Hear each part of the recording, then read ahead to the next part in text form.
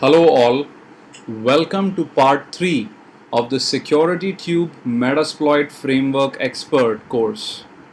In this video, we will look at Meterpeter Basics.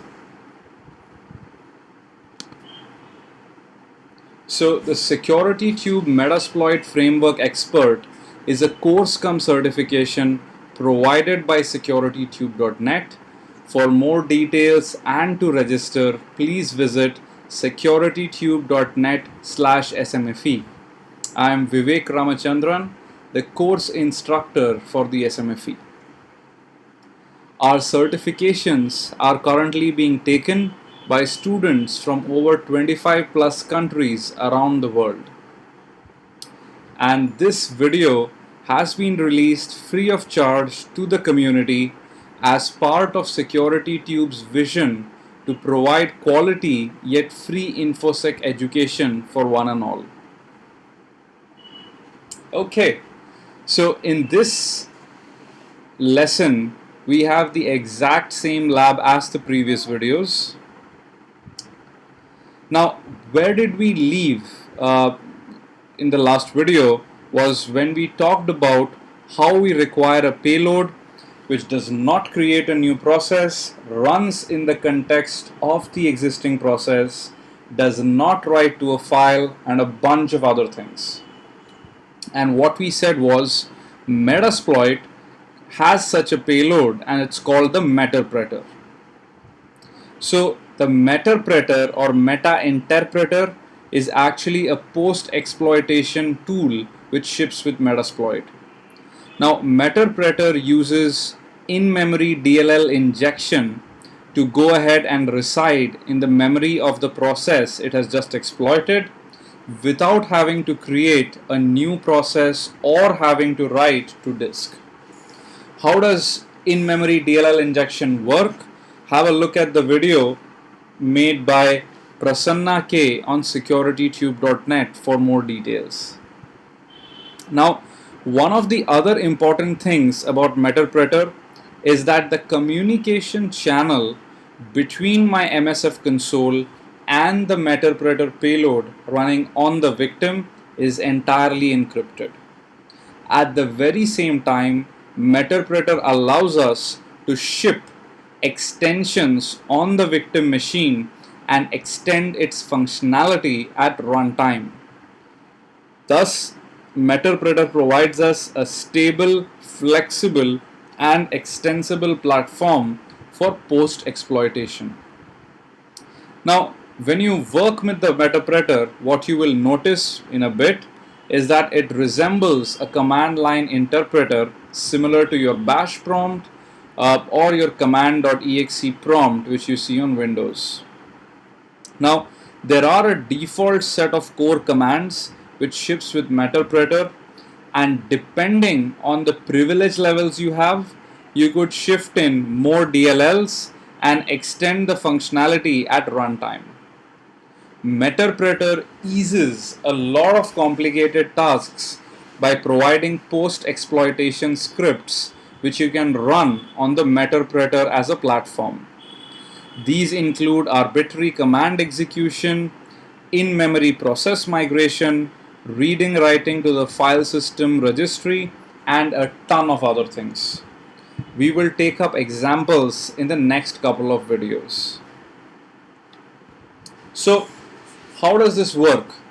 So there are a couple of steps in which Meterpeter actually establishes the connection between the victim and the attacker machine. In the first step, we send the exploit and the first stage payload. This first stage payload, after the exploit succeeds and this payload is run, connects back to our MSF console running on the attacker machine. Right? Then what happens is the attacker machine sends back the stage 2 which contains the DLL injection payload. This payload runs and then receives the Meterpeter DLL from the attacker machine, which it injects in memory and runs.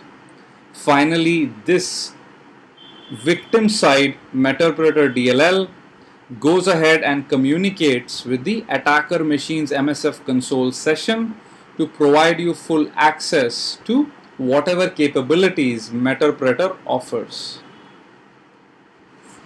Now, the entire communication, as we mentioned, is encrypted, right? And basically, you have a client server model where the server runs on the victim and the client runs on the attacker machine. The communication happens using TLVs or type length value parameters. The interesting thing which you will note is that you can actually have multiple channels of communication as part of the same Meterpeter session, and this is basically possible because what we are doing is multiplexing between the different channels by using these short TLV packets going back and forth between the client and the server. So we'll look at a demo of channels as well a little later. Now let me do a quick demo of Meterpeter, show you some basics around it, and then in the next couple of videos we'll take up Meterpeter and post exploitation in more detail. So let's go to our attacker machine. This is our backtrack instance, and let's go to our victim machine, which is Windows XP. Right, here it is. Let me ensure that we are sure about the IP address, which in my mind is 1.150, which is exactly the case. So what I'm going to do is search again for Net API, as this is the vulnerability I plan to use.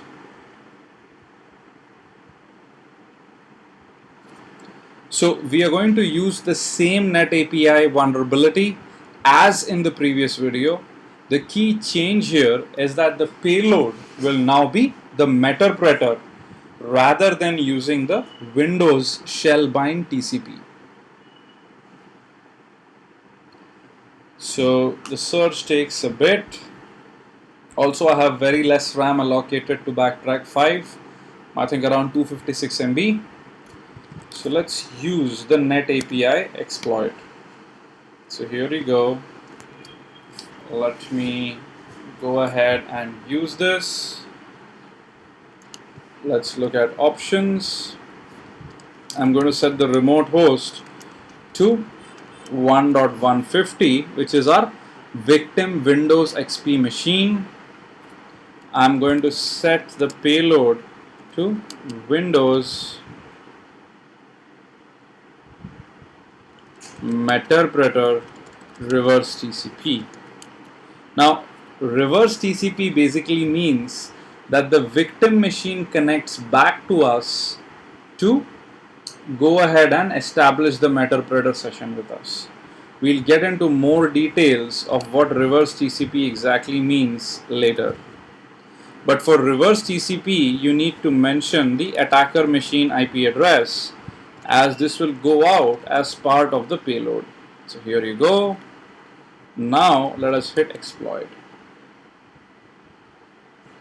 Right, so if you notice, it says sending stage. This is the stage where it is actually sending the DLL, and now it says Meterpeter session 1 opened between 1.10 and the victim 1.50. Fantastic. Now this leads you to a little prompt which says Meterpeter.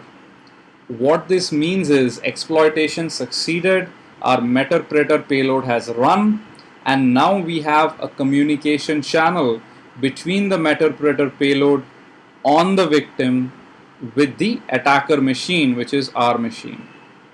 Now once you're inside, you can do a quick question mark to look at all the different commands which Meterpeter allows you to use. I'll just show you some very basic commands in this video. Take this up in more detail in later videos. So if I want to know a little bit about the system information, I can quickly do a sysinfo. This tells me things like this is Windows XP, build 2600, architecture is x86, so on and so forth, right? And the language is English US. Now to look at our process ID, I could actually do a get PID, which is 1032, and I can do a get UID to figure out who we are, which is the system, the system identity for now. To look at all existing processes, we can do a quick PS, which gives us a list of processes and a bunch of other info, right? Now, we can do a ton of things with Meterpeter, which I will take up in a later video.